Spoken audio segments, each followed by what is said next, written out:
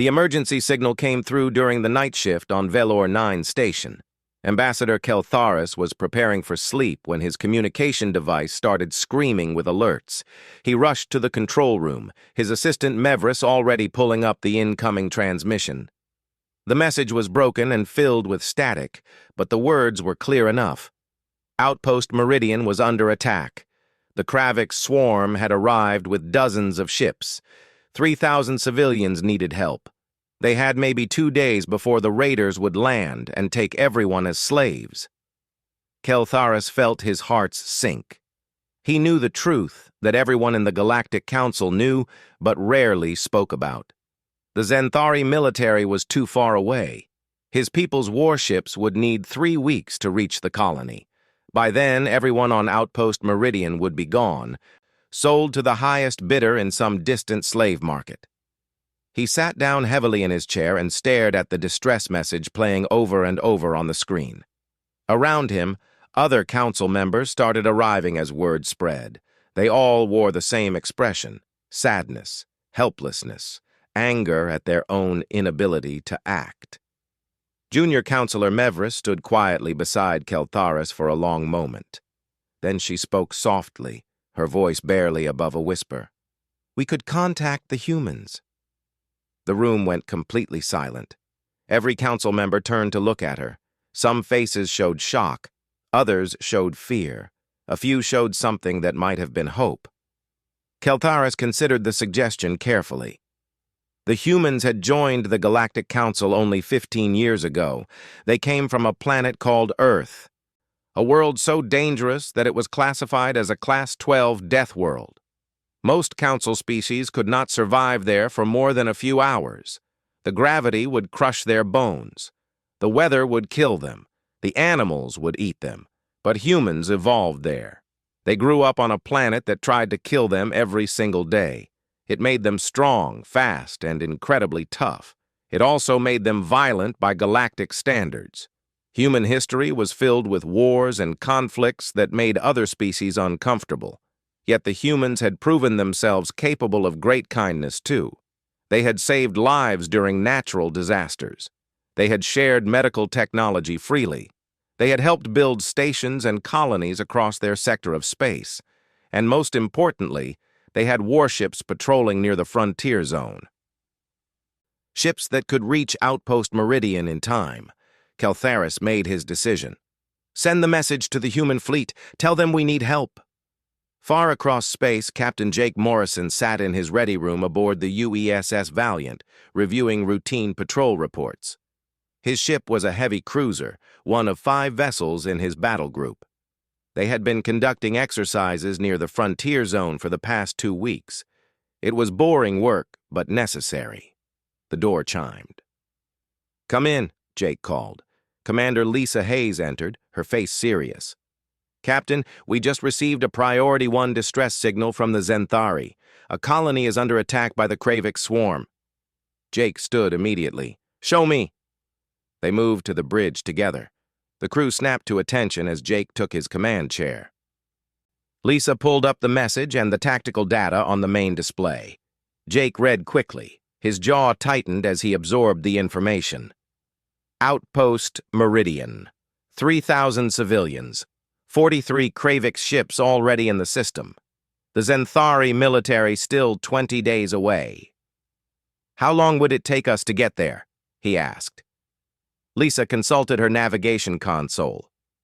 16 hours at maximum burn, sir." "And our fleet composition?" 5 ships total. The Valiant, destroyers Relentless, and Frontier Guard support vessels Atlas and Mercy Dawn. Jake looked at the numbers again. 5 human ships against 43 raiders. The odds were terrible. In fact, they were worse than terrible. Galactic military doctrine said you needed at least 3 ships for every enemy vessel to ensure victory. His fleet had the exact opposite situation. He could feel the bridge crew watching him. They all knew what those numbers meant. This would be a hard fight. People might die. The smart thing to do would be to tell the Zenthari that help was impossible. But Jake Morrison did not join the Deep Space Fleet to be smart. He joined to help people. Set course for Outpost Meridian, he ordered. Maximum military speed. All ships to battle stations. Communications. Send a message back to the Zenthari. Tell them help is coming. Lisa hesitated for just a moment. Sir, are you sure? We are badly outnumbered. Jake met her eyes. I am sure. There are 3,000 people on that colony who are going to die if we do nothing. I did not come all the way out here to watch innocent people get killed when we can do something about it. Lisa nodded and began issuing orders. The bridge came alive with activity. Across the battle group, alarms sounded as ships went to combat status. Within minutes, the 5 human vessels turned toward Outpost Meridian and began accelerating.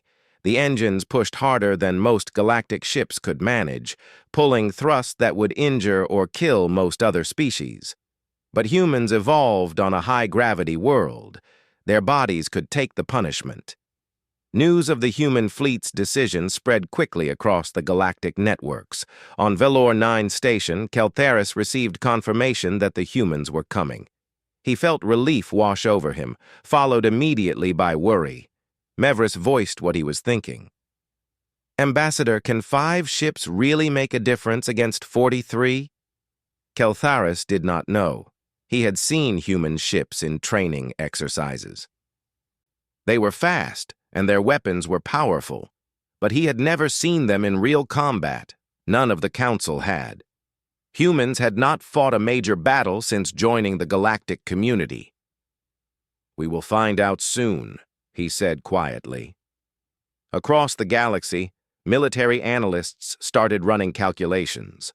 The numbers looked bad for the humans, very bad. Some predicted total loss of the human fleet within an hour of engagement. Others thought the humans might damage a few Kravik ships before being destroyed. Almost no one predicted a human victory. On the Kravik's flagship, Commander Vrask received word that human ships were approaching. He laughed when he heard the numbers. 5 ships? Against his entire swarm? This would be the easiest fight of his career. Let them come, he told his crew. We will crush these foolish Deathworlders and then take the colony as planned. Perhaps we will capture some humans alive. I hear they fetch good prices in the fighting pits. His officers laughed with him. The Kraviks had been raiding colonies for decades. They knew how to fight. They had superior numbers.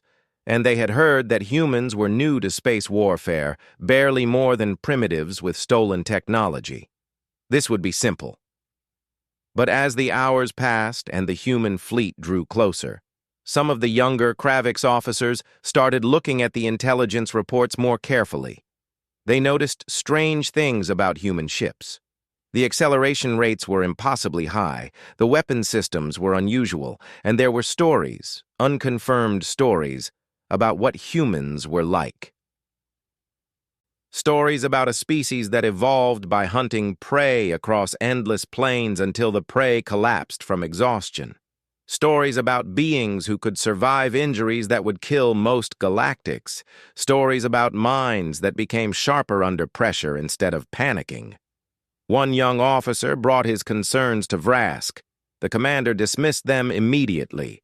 They are just stories meant to scare us. Humans are flesh and blood like anyone else, and flesh and blood dies when you shoot it enough times. The young officer went back to his station, unconvinced but silent. On Outpost Meridian, Colony Director Selvath watched both fleets approaching on her sensors. The Kravik's ships were close now, beginning their attack runs on the colony's weak defenses. And behind them, still hours away but coming fast, were 5 small dots that represented the human fleet. The human battle group tore through space faster than most galactic vessels could believe. Inside the Valiant, Captain Jake Morrison walked through the ship, checking on his crew. They had 14 hours until they reached Outpost Meridian. 14 hours to prepare for a battle against terrible odds. In the hangar bay, fighter pilots worked on their small attack craft. Lieutenant Kyle Chen looked up from his pre-flight checklist as Jake approached. The young pilot's face was serious but calm. "How are we looking, Lieutenant?" Jake asked. All fighters ready for launch, sir. Weapons loaded, systems checked. The birds are ready to fly. Kyle paused, then added, Sir, the pilots know what we are facing. Nobody is backing down. Jake put a hand on the younger man's shoulder. I never thought they would. We have the best pilots in the fleet. Make sure everyone gets rest before we arrive. I need you all sharp. Kyle nodded. Jake continued his inspection, moving through the engineering deck next. Chief Henry Parker and his team were working on the reactors, pushing them to give every bit of power they could manage. Chief, how are the engines holding up? Jake asked over the sound of machinery. Henry wiped sweat from his forehead. We are running hot, Captain, but within limits. These Kravix bastards picked the wrong colony to raid. We will get you there with power to spare. Jake smiled slightly. Henry had served in the fleet for 20 years. He was one of those rare engineers who could make machines perform miracles through pure stubbornness and skill. I know you will, Chief, but do not push so hard that we arrive with broken engines. Trust me, sir. I know my limits, and I know this ship's limits. We will be ready. On the bridge, Commander Lisa Hayes coordinated with the other ship captains. Captain Ben Crawford of the destroyer Relentless appeared on the communication screen, his weathered face showing determination. Lisa, my weapons teams are running drills every hour. We will be ready to hit them hard and fast. Captain Emma Rodriguez of the Frontier Guard checked in next. My missile batteries are fully loaded. We brought every hunter-killer we could carry. The Kravix won not know what hit them. Even the support ships were preparing. The Atlas, normally a supply vessel, carried defensive weapons and could provide covering fire. The Mercy Dawn was primarily a medical ship, but her crew was setting up emergency treatment facilities for wounded colonists and preparing for combat casualties. Lisa compiled all the reports and took them to Jake in his ready room. He reviewed them carefully, then pulled up tactical simulations on his personal display. We are outnumbered 8-1, Lisa said quietly. Conventional tactics say this is suicide. Good thing we do not use conventional tactics, Jake replied. He pulled up a battle plan he had been working on. Look at this. The Kravix expect us to form a defensive position and try to hold them off. They think like pirates, not military professionals. Lisa studied the plan. Her eyes widened slightly. This is aggressive. This is necessary. We cannot win a defensive fight. We do not have enough ships. But if we hit them hard and fast, use our advantages in speed and weapons power, we can break their formation before they coordinate properly. What about casualties? Jake's face grew somber. There will be casualties, but fewer than if we try to fight defensively, and far fewer than if we do nothing and let those colonists die. Across the fleet, crews trained and prepared. In the Valiant's medical bay, Dr. Amy Curtis and her team readied surgical equipment and stocked supplies. They hoped they would not need everything, but they prepared for the worst. Doctor, what is your assessment of potential casualties? Her assistant asked. Amy checked her inventory lists. If we are lucky and the battle goes well, maybe 12 wounded. If things go badly, we could fill every bed in this bay and need to use the cargo holds for overflow. She did not mention the other possibility, the one where the ship was destroyed and casualties did not matter anymore. In the mess hall, crew members ate what might be their last meal together. They did not talk much about the battle. Instead, they told jokes, shared stories from home, and tried to keep things normal. It was a very human thing to do, facing fear with humor and friendship. On Outpost Meridian, the situation was getting worse. The Kravix ships had begun bombarding the colony's defense platforms. Director Selvath watched helplessly as her limited weapons tried to fight back against overwhelming force. How long until the humans arrive? She asked her tactical officer. 11 hours. Director. Can we hold that long? The officer hesitated. Our shields are failing. The defense platforms are taking heavy damage. I would say we have maybe 8 hours before they can land troops. Selvath closed her eyes briefly. They were going to be close. So terribly close. If the humans were delayed even slightly, if something went wrong, the colony would fall before help arrived. She opened a colony-wide channel. "This is Director Selvath. I know you are all frightened. The Kravix are attacking our defenses and we cannot hold them forever. But help is coming. The human fleet will be here in 11 hours. We just need to survive until then.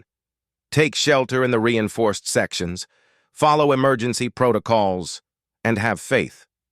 She closed the channel and hoped her words were not a lie. Hoped that 5 human ships could somehow defeat 43 raiders. Commander Vrask of the Kravix swarm was in no hurry. His ships methodically destroyed the colony's defenses one by one. He knew the human ships were coming, but he was not worried. Even if they arrived before he finished taking the colony, so what? 5 ships would die quickly. "Commander, should we accelerate our attack?" one of his officers asked. "The humans will be here soon." Vrask waved a claw dismissively. "Let them come. In fact, it would be better if they arrived before we landed. We can destroy their ships and take the colony. 2 victories for the price of 1. But another officer, the young one who had expressed concerns earlier, studied the approaching human fleet more carefully. "Commander, their acceleration profile is unusual. They are moving faster than our intelligence reports suggested human ships could travel." "Then our intelligence was wrong," Vrask snapped. "It changes nothing. Numbers win battles, and we have the numbers." The young officer said nothing more, but he kept watching the human ships on his sensors. Something felt wrong. The way they moved, the way they maintained such perfect formation at such high speeds, it suggested a level of training and capability that did not match what he had been told about humans. Aboard the Valiant, Jake gathered his senior officers for a final briefing. They assembled in the war room, a small chamber near the bridge designed for tactical planning. "We go into this fight with our eyes open," Jake began. "The Kravix outnumber us badly. They have more ships, more weapons, more everything. But they have weaknesses we can exploit." He pulled up intelligence data on Kravix vessels. "Their ships are designed for raiding, not military combat. They rely on overwhelming weaker targets. Their tactics are sloppy. Their crews are not well trained.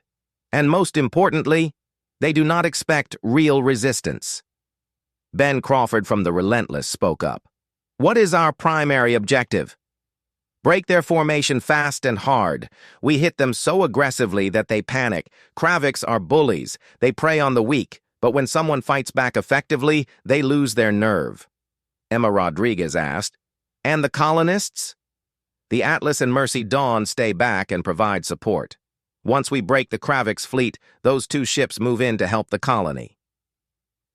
Our 3 combat ships keep the raiders busy and destroy as many as we can." Lisa Hayes highlighted a problem on the tactical map. "Captain, if they focus fire on any one of our ships, they could overwhelm our shields. That is why we do not stay still. We use our speed. Human ships can accelerate faster and turn harder than anything the Kravix have. We become impossible targets while hitting them from multiple angles." Kyle Chen, attending as squadron leader, grinned. "So we fly circles around them while shooting. I like it." "It is not going to be easy," Jake warned. "We will take damage. Some of us might not make it through this fight. But those colonists down there have no choice. We do, and we choose to help them." The officers nodded. They understood the risks. They accepted them. The meeting broke up and everyone returned to their stations. 6 hours until contact. 6 hours to prepare mentally and physically for combat. The human fleet dropped out of faster-than-light travel at the edge of the outpost meridian system. Immediately, sensors lit up with enemy contacts. 43 Kravix ships surrounded the colony, their weapons pounding what remained of the defensive platforms. "All ships, this is Captain Morrison," Jake broadcast to his battle group. "Execute Plan Shockwave. Show them what we can do."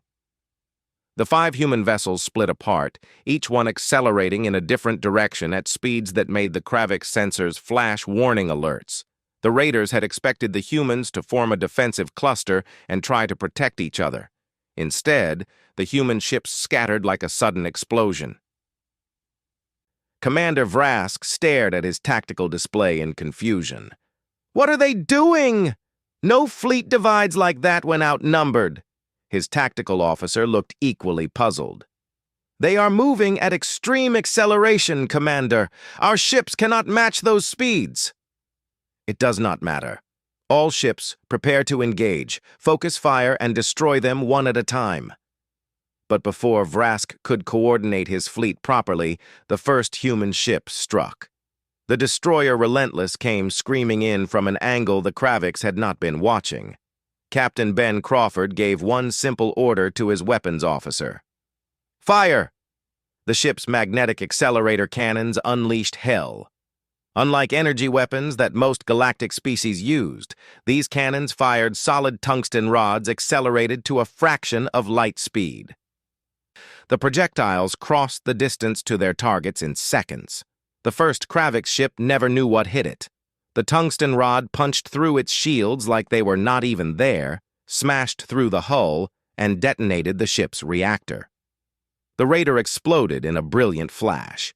The second rod hit another Kravik's vessel in the engineering section.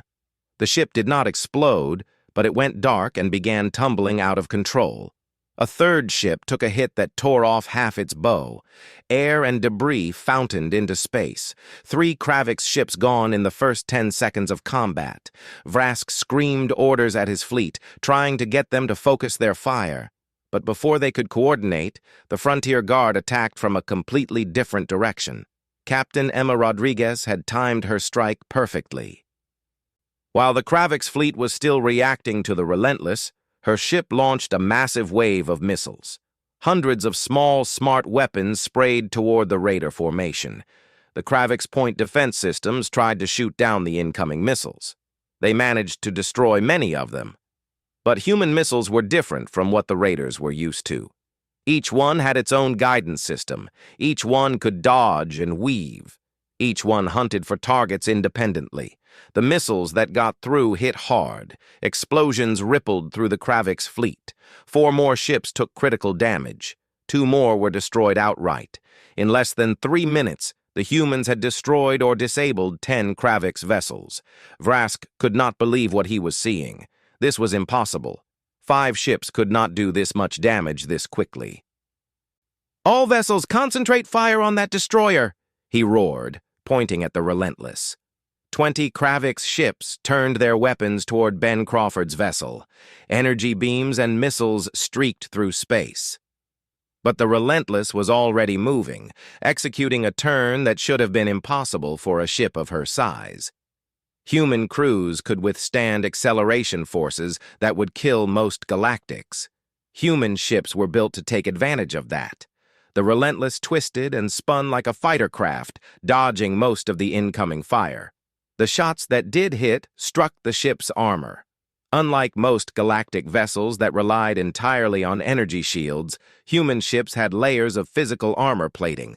The energy weapons scorched the hull but failed to penetrate to the vital systems inside. "Damage report," Ben snapped. "Hull damage on decks 4 and 5. Shields at 60%. No critical hits." Ben grinned fiercely. "Return fire. All weapons." Then the Valiant entered the fight. Jake brought his heavy cruiser straight through the center of the Kravik's formation.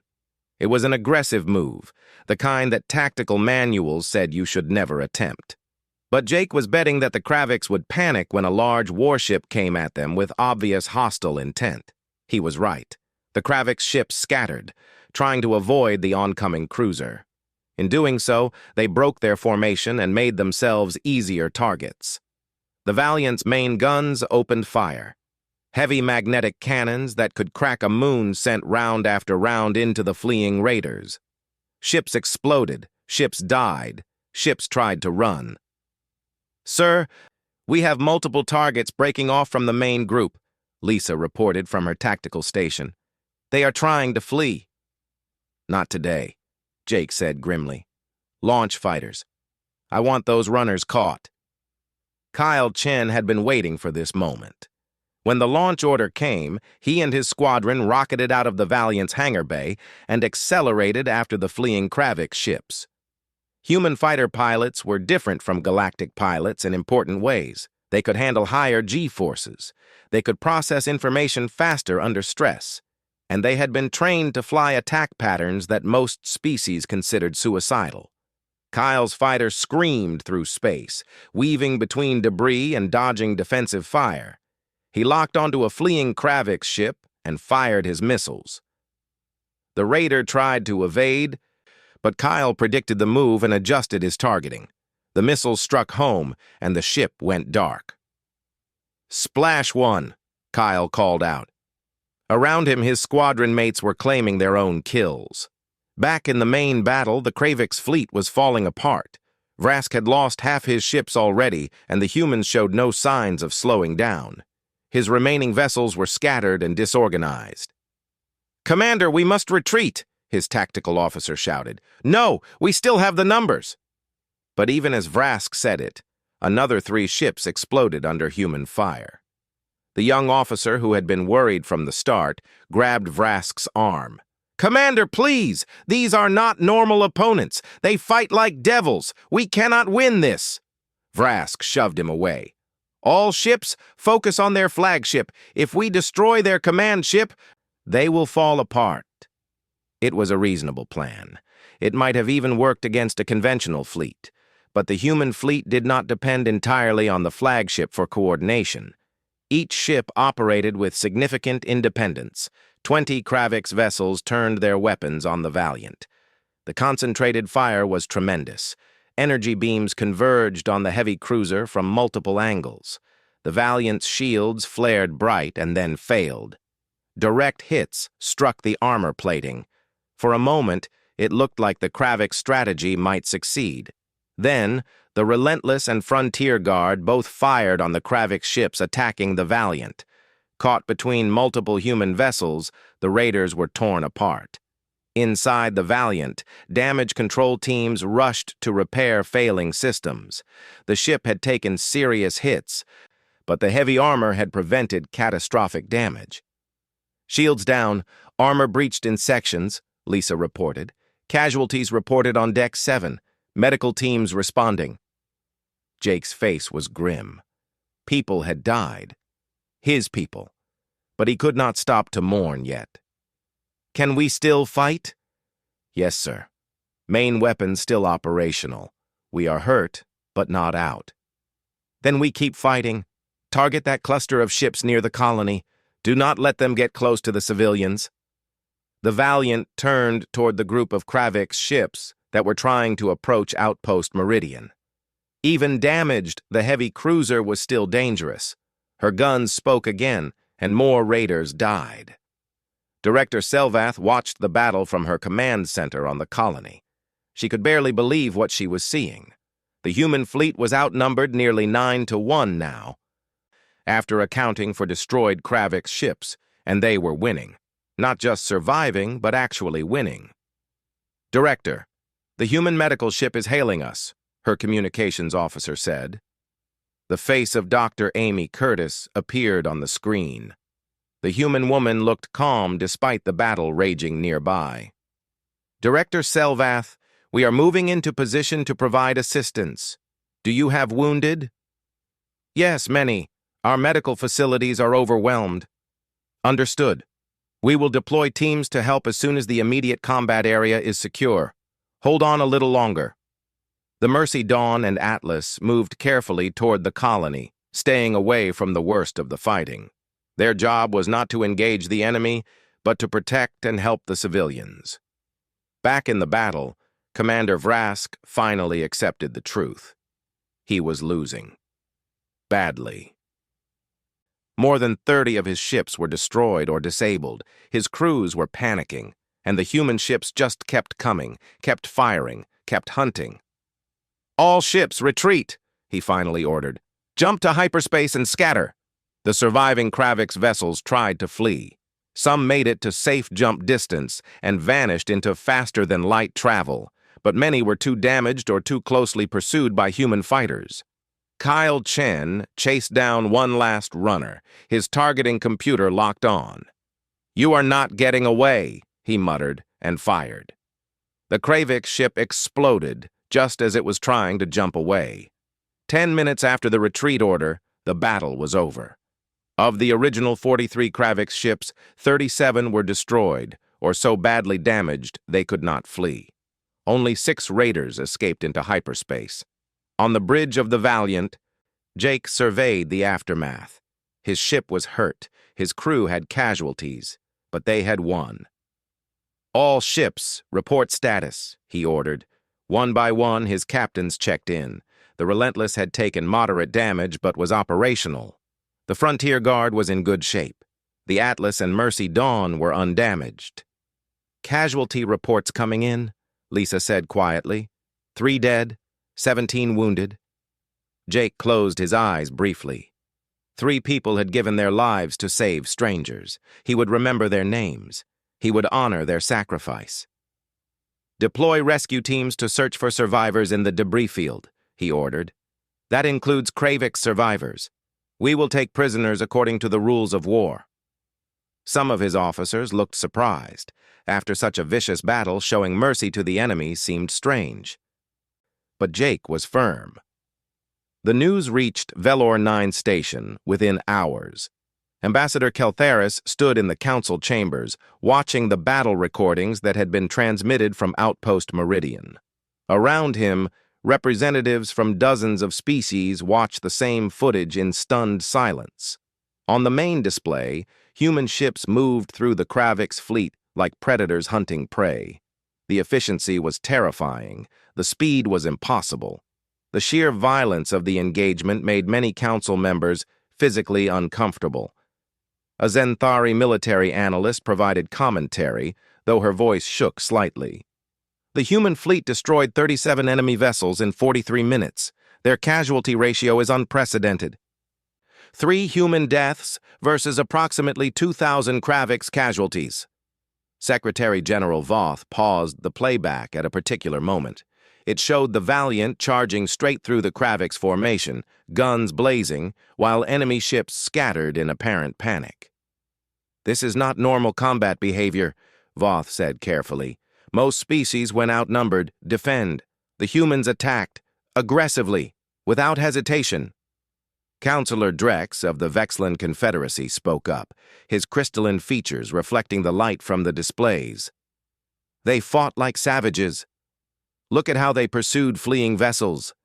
They hunted them down and destroyed them without mercy." Keltharis felt anger rise in him. "Counselor, those fleeing vessels were pirates and raiders. The humans eliminated a threat to civilian populations across this entire sector." "That is not savage. That is justice." "Justice?" Drex pointed at the screen. "They used kinetic weapons that our shields cannot stop. They flew attack patterns that should kill their own pilots. They demonstrated a capacity for violence that should concern us all." Keltharis stood, his voice firm.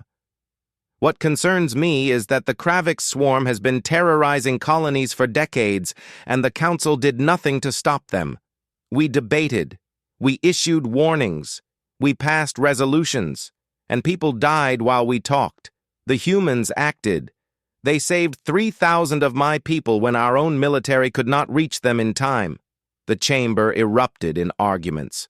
Some council members supported Keltharis, pointing out that the humans had responded to a legitimate distress call and fought to protect innocent civilians. Others expressed fear about what humanity represented. A Korthian military officer requested permission to speak. When granted, he stood and addressed the council directly. "Members of the council, I have reviewed the human tactics in detail. What we witnessed was not random violence. It was precisely executed military strategy. Every move had a purpose. Every shot was calculated. The humans did not fight with rage. They fought with cold, professional efficiency. And that is what should truly frighten us." He pulled up tactical analyses on the side screens. The humans exploited weaknesses in Kravik's defenses that we never even identified. They used weapons systems we dismissed as primitive. They coordinated 5 ships better than most species coordinate 50. This was not luck. This was superior training. Superior technology in key areas and superior combat doctrine. Voth leaned forward. What is your assessment of human military capability? The Korthian officer took a deep breath. If the humans decided to become hostile, we would be in serious trouble. Our fleet could defeat them eventually through sheer numbers, but the cost would be catastrophic. We have been preparing for the wrong kind of war. On the human ship Mercy Dawn, Dr. Amy Curtis worked in the temporary medical facility she had set up on Outpost Meridian. Zenthari wounded filled the beds, and her teams moved efficiently to treat them. Director Selvath watched the human doctor work with gentle competence. The contrast was striking. Just hours ago, human ships had been dealing death with frightening efficiency. Now human hands worked to save lives with equal dedication. Your people confuse me, Selvath admitted quietly. Amy looked up from her patient. How so? You fight with such violence, but you also show such compassion. Which is the real humanity? Amy considered the question as she continued her work. Both. We learned to fight because our world was dangerous. Every species on Earth that survived had to be tough and aggressive. But we also learned to work together, to care for our injured, to protect our families. Violence and compassion are not opposites for us. They are both parts of being human. Selva thought about that. The galaxy is frightened of you now. I know. We saw the news broadcasts. Amy finished treating her current patient and moved to the next bed. But fear is not the same as hate. Maybe they will realize we only fight to protect, not to conquer. On the Valiant, Captain Jake Morrison stood in the ship's memorial chamber. 3 names had been added to the wall: Lieutenant Sarah Martinez, Ensign Peter Brooks, Chief Petty Officer Helen Ward, all killed when a Kravik's missile breached the hull. Commander Lisa Hayes found him there, standing silently before the names. The funerals will be tomorrow, she said quietly. Jake nodded. They died saving strangers. That means something. The council is calling what we did a massacre. Some members want us punished. Let them try. Jake's voice was hard. We saved 3,000 lives. We eliminated a threat to civilian shipping across this sector. If the council has a problem with that, they can explain to the families on Outpost Meridian why those people should have died instead. Lisa hesitated, then spoke carefully. Captain, the galaxy is afraid of us. What we did, how easily we won, it scares them. They are seeing us differently now. Jake turned to face her. Lisa, I did not join the fleet to make friends with alien governments. I joined to help people and protect the innocent. If doing that right job makes others uncomfortable, that is their problem, not mine. But, sir, we have to exist in this galaxy. We cannot ignore political realities. I am not ignoring anything. I am saying that when the choice is between politics and saving lives, I choose saving lives every single time. He gestured to the names on the wall. These 3 made that choice too. I will not dishonor their sacrifice by apologizing for it. Across the galaxy, military planners scrambled to update their assessments of human capabilities.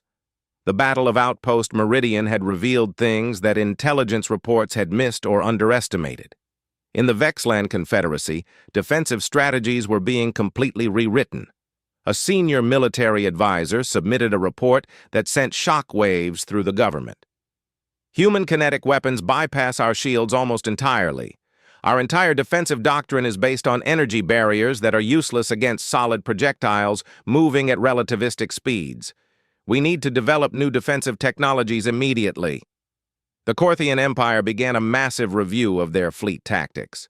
An admiral addressed the military council with grim news. The humans fight like their planet fights them, with brutal, relentless physics.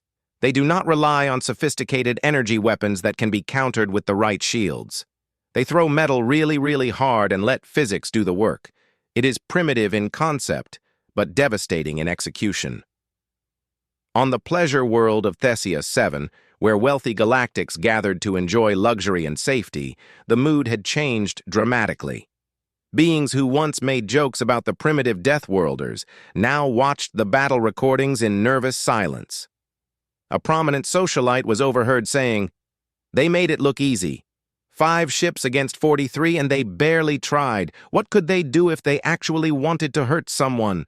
But perhaps the most significant reaction came from the remnants of the Kravik swarm.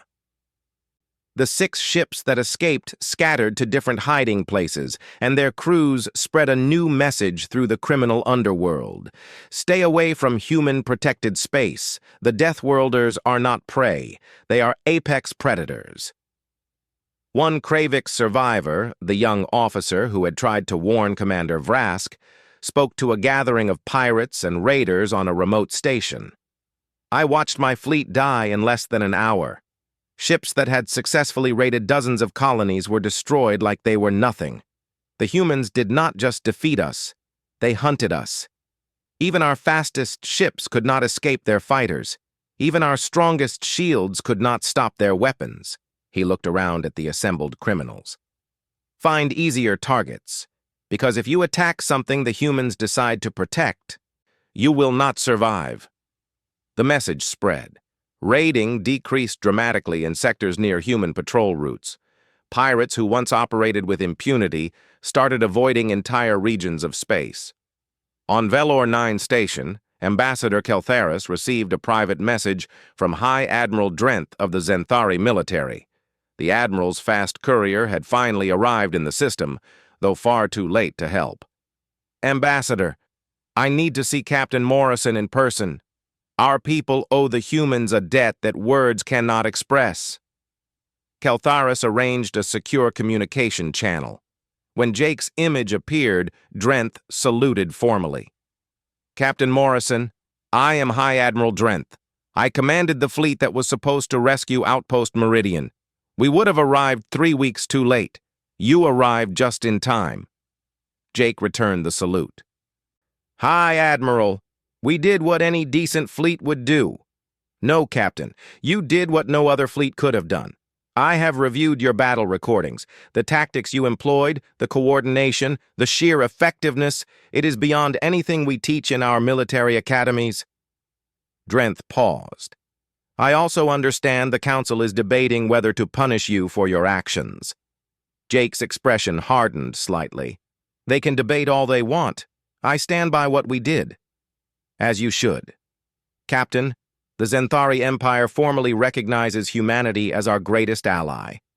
We will oppose any Council action against you, and we wish to learn from you. Would you be willing to share your tactical knowledge with our military?"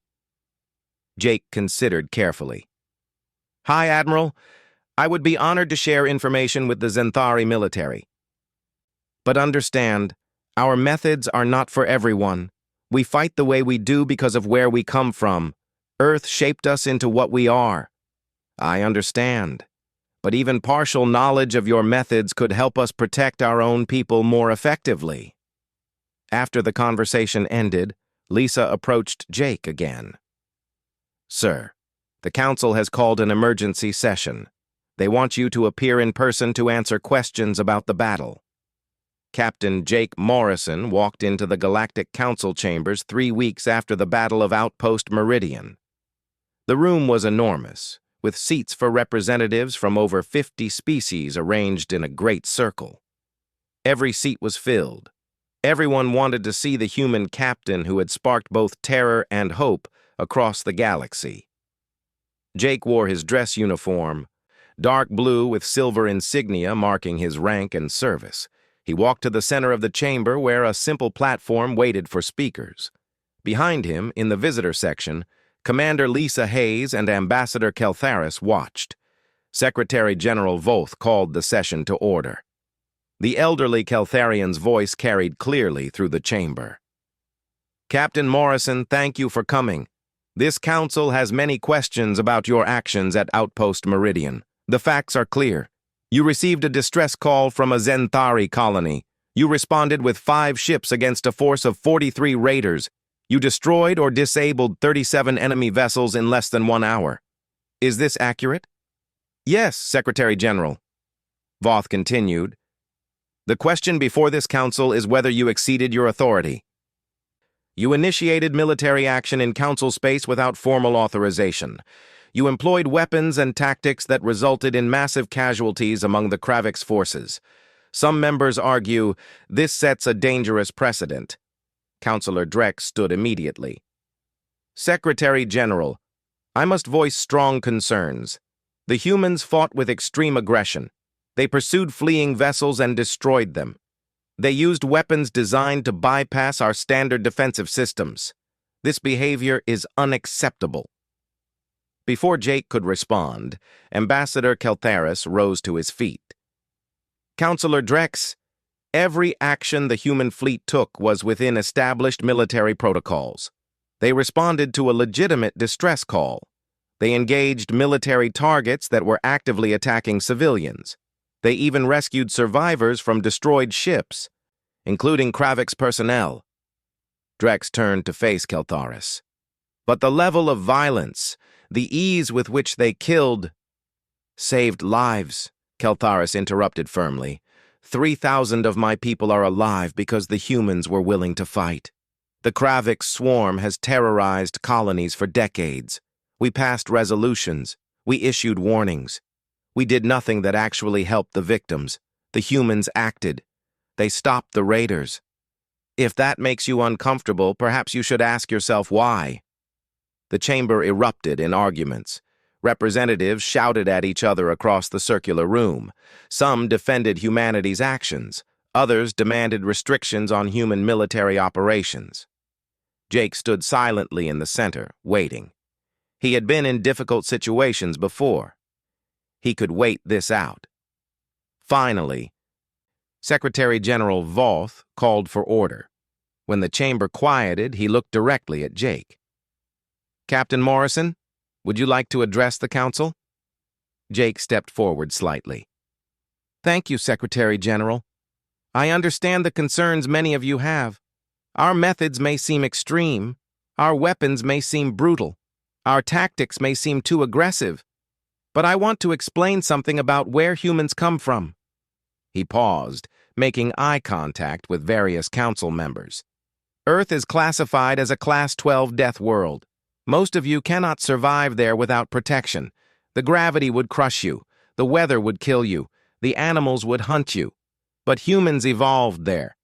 We grew up on a planet that tried to kill us every single day. Jake's voice grew stronger. That experience shaped us. It taught us to be tough. It taught us to fight hard and fight smart. It taught us that hesitation means death and insufficient force means failure. Those are hard lessons, but they kept our species alive. Councillor Drex spoke again. That is exactly what concerns us, Captain. Your capacity for violence is matched by our capacity for compassion, Jake said firmly. Yes, we fought hard at Outpost Meridian. We had to. We were outnumbered 8-1. If we had fought defensively, we would have lost and those colonists would have died. So we fought with everything we had. He gestured to the battle recordings displayed on screens around the chamber. But look at what else those recordings show. Our medical ships treating wounded civilians. Our engineering teams helping rebuild damaged infrastructure. Our pilots searching debris fields for survivors, even enemy survivors. Jake's voice grew harder. You see our weapons and you are afraid. I understand that. But understand this. We could have ignored that distress call. It was not our colony, not our people, not our responsibility. We chose to help anyway. We risked our lives for strangers because it was the right thing to do. He paused, then continued. You want to restrict human military operations? That is your choice. But the next time raiders attack a colony, the next time pirates prey on civilian ships, The next time innocent people cry out for help and we cannot respond because you tied our hands, you will have to live with that decision." The chamber fell silent. Many council members looked uncomfortable. Secretary General Voth leaned forward. "Captain Morrison, what would you propose instead of restrictions?" Jake took a breath. This was the moment he had prepared for. The galaxy needs rapid response forces, fleets that can reach emergencies quickly and handle threats effectively. Humanity would be honored to serve in that role. We can share our tactical knowledge with interested council members. In return, we ask for recognition as equals and the authority to respond when civilian lives are at stake. A new voice spoke up. High Admiral Drenth of the Zenthari had been given permission to address the council. The old warrior stood, his uniform decorated with medals from decades of service. "Secretary General, members of the council, I command the Zenthari military fleet that was supposed to rescue Outpost Meridian. We would have arrived 3 weeks too late. But Captain Morrison's fleet arrived in time." Drenth looked around the chamber. "I have reviewed the human tactics in detail. Yes, they are aggressive. Yes, they are violent. But they are also precise and professional. The humans did not fight with rage. They fought with disciplined efficiency. And most importantly, they fought to protect the innocent." He turned to Jake. "Captain Morrison, the Zenthari Empire stands with humanity. We support your proposal. The galaxy needs protectors who are willing to act, not just talk." Other voices began speaking up. A representative from a small colony world stood. "My people have been raided twice in the past 5 years. The council condemned the attacks but sent no help. If the humans had been there, maybe those raids would not have succeeded. I support their proposal." More representatives spoke, some in support, some still concerned. The debate went on for hours. Finally, Voth called for a vote. The question before the council: shall we establish the Emergency Response Act, authorizing designated fleets, including human vessels, to respond to distress calls without waiting for council approval? The vote was close, but it passed. 53 in favor, 22 against, 8 abstaining. Voth announced the result. "The Emergency Response Act is approved. Captain Morrison, your fleet and others designated by the Council are now authorized to respond to emergencies throughout Council space. We also approve the establishment of a joint training program where human officers will share tactical knowledge with Council military forces." Jake felt relief wash over him. It was not everything he hoped for, but it was a start. "Thank you, Secretary General. Humanity will honor this trust." As Jake left the chamber, reporters from dozens of news networks surrounded him. He answered a few questions, keeping his responses simple and professional. Yes, he was pleased with the Council's decision. Yes, human forces would work with Council militaries. No, humanity had no aggressive intentions toward anyone. Later, in a private meeting room, Keltharis met with Jake and Lisa. "You did well in there, Captain. You were honest but not aggressive. You made them understand without making them feel threatened." Jake smiled slightly. "I had good coaching from you, Ambassador. Thank you for standing up for us. You saved my people. It was the least I could do." Keltharis paused. "Captain, I want you to understand something. What you did at Outpost Meridian changed how the galaxy sees humanity. Some are afraid, yes, but others now see you as protectors. That is a heavy responsibility." "We know," Lisa said quietly. "But it is a responsibility we are willing to carry." 6 months passed. The human fleet Valiant, now repaired and upgraded, joined a combined force of human and Zenthari ships. They patrolled the outer rim together, hunting down the remnants of the Kravik Swarm and other pirate groups. The cooperation between human and Zenthari crews worked better than anyone expected. The Zenthari learned human tactics and found ways to adapt them. The humans learned Zenthari coordination methods and improved their fleet operations. Other species began requesting joint training exercises. The Korthian Empire sent officers to study at human military academies. The Vexland Confederacy started developing new defensive systems that could handle kinetic weapons. On colonies across the rim, people felt safer. Pirate attacks decreased dramatically. Raiders who once operated with impunity now avoided entire sectors of space, knowing that help might actually arrive in time. The Kravik swarm never recovered from their defeat at Outpost Meridian. Some remnants turned to legitimate trade. Others were hunted down and destroyed. The era of unchallenged piracy was ending. In the Valiant's ready room, Jake reviewed the latest patrol reports. Commander Lisa Hayes brought him a cup of coffee and sat down across from him. "How does it feel to be the galaxy's official protectors?" she asked with a slight smile. Jake chuckled. "Exhausting. But good. We are making a difference. The Council just sent new mission orders. There is a colony in the Theta sector reporting unusual activity. Might be pirates." "How far?" 2 days at standard cruise." Jake stood. "Set course. Let them know we are coming." Lieutenant Kyle Chen, now a squadron commander, led his fighters on regular patrols. The young pilot had gained a reputation as one of the best in the fleet. Other species pilots requested to train with him, wanting to learn the aggressive tactics that made human fighters so effective. Dr. Amy Curtis continued her work on the Mercy Dawn, treating injured civilians and working with Zenthari medical teams to share knowledge. She had become friends with Director Selvath, who visited the ship regularly. "Your people have changed the galaxy," Selvath said during one visit. Amy smiled. "We just did what needed doing. The galaxy is changing itself." Chief Henry Parker and his engineering teams taught Zenthari engineers about human ship design. The idea of using physical armor alongside energy shields was catching on. New ship designs incorporated both defensive systems. On Outpost Meridian, a permanent memorial stood in the central plaza. It honored the 3 human crew members who died protecting strangers. But it also honored something larger, the idea that when innocent people called for help, someone would answer. The inscription beneath the names read simply, "They heard the call. They came. They gave everything." Children on the colony learned about the Battle of Outpost Meridian in their schools. They learned that Deathworlders were not monsters.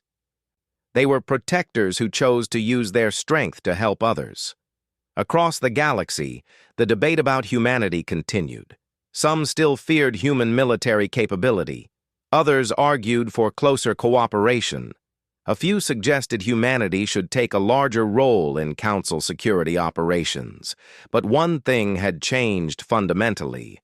No one dismissed humans as primitive newcomers anymore. They were recognized as a powerful force, capable of both great violence and great compassion. The galaxy had learned that Deathworlders were shaped by harsh worlds, but that hardness could be turned toward protection rather than conquest. The same strength that made humans dangerous made them excellent defenders. Captain Jake Morrison stood on the bridge of the Valiant, coffee cup in hand, watching stars stream past on the view screen. His crew worked around him with practiced efficiency. They were ready for whatever came next. A new distress call might come at any moment. Pirates might threaten another colony. Raiders might attack civilian ships. And when that call came, the human fleet would respond. Because that was what Deathworlders did. They answered the call. They fought hard. They protected the innocent. The SOS that sparked heroic action had brought terror to the wicked and hope to the vulnerable. That was humanity's gift to the galaxy. Fear for those who preyed on the weak, and unwavering protection for those who could not protect themselves. The human fleet continued its patrol through the darkness between stars, watchful guardians on the infinite frontier, ready to answer the next call for help, because in the end, that was what being human meant. Not being the strongest or the toughest or the most advanced, but being willing to stand up and fight for those who could not fight for themselves. And the galaxy, slowly but surely, was learning to be grateful for that. Jake sighed. Of course they do. When do they want me there? As soon as possible. They are sending a fast transport. Fine. Let them ask their questions. I have nothing to hide. As news spread that the human captain would appear before the Galactic Council, speculation ran wild. Some predicted the council would thank him. Others thought they would punish him. A few believed they would try to restrict human military operations entirely. But one thing was certain across the entire galaxy. The Battle of Outpost Meridian had changed everything. Humanity was no longer seen as a minor species, new to space and barely worth noticing. Now they were seen as dangerous, powerful, frightening. And for the innocent people across the galaxy who needed protection, they were also seen as hope. We are not monsters. We fought to protect innocent people, not to commit genocide. Anyone who surrenders will be treated properly. On Outpost Meridian, Director Selvath watched the human ships move through the debris, searching for survivors and beginning rescue operations. The colony was saved. 3,000 people would live because 5 human ships answered their call. She activated the colony-wide channel again. This is Director Selvath. The battle is over. The Kraviks are defeated. We are safe, thanks to the human fleet. Cheers erupted across the colony. People emerged from shelters crying with relief and joy. They were alive. Against all odds, they had survived. But across the galaxy, news of the Battle of Outpost Meridian spread rapidly, and the reaction was very different from celebration. The humans had just demonstrated that they could fight at a level that terrified everyone else in the galaxy. Jake stood alone in the war room for a moment after everyone left. He thought about the 3,000 people on Outpost Meridian, families, children, people who just wanted to live peaceful lives but found themselves in the path of raiders. He thought about his own crew, good people who trusted him to lead them into battle and bring them home alive. That trust was a heavy weight to carry. But he also knew that if they did nothing, if they turned away because the odds were bad, he would never forgive himself. None of them would. So they would fight. They would fight with everything they had. And maybe, just maybe, they would win. The hours ticked down. The human fleet drew closer to Outpost Meridian. In the Kravik's fleet, Commander Vrask prepared to finish off the colony and then destroy the foolish humans who dared to challenge him. But neither Vrask nor anyone in the galactic community truly understood what was about to happen. They did not understand what Deathworlders were capable of when they fought for something bigger than themselves. They were about to learn. 5 ships to save 3,000 lives. Selvath had read about humans in the galactic databases. She knew they came from a terrible world. She knew they were considered dangerous, but she also knew they were the only hope her colony had. She sent a message to all colonists, telling them to take shelter and prepare for battle. Then she returned to watching the sensors, praying to gods she barely believed in that the humans would arrive in time. The human fleet raced through space at speeds that made galactic engineers nervous. Inside the ships, crews prepared for combat with grim determination. They knew the odds, they knew the risks, but they also knew why they were going, because someone called for help, and humans answered.